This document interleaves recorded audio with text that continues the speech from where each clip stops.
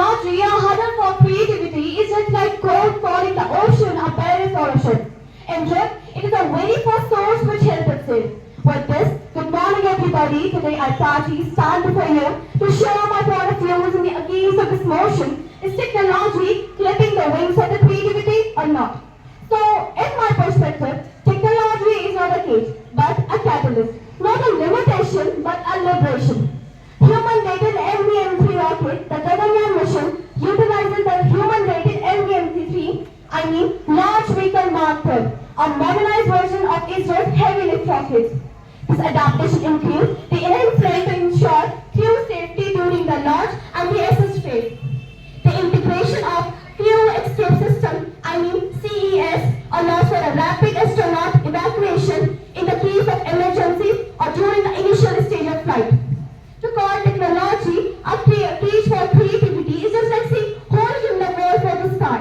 From a student desk, it is not a distraction. It is a liquid throwing light on the hidden corridors of the imagination.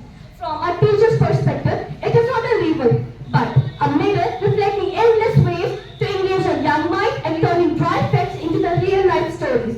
From a society's eye, it is not a chain, but a megaphone giving volume to the faintest whisper of the talent. Seen from the every lens, technology is not the end of the creativity. It is the echo that makes it resound louder.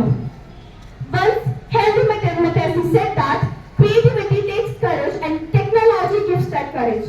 Creativity is not a one-dimensional thing. It wears different faces depending on who sees it.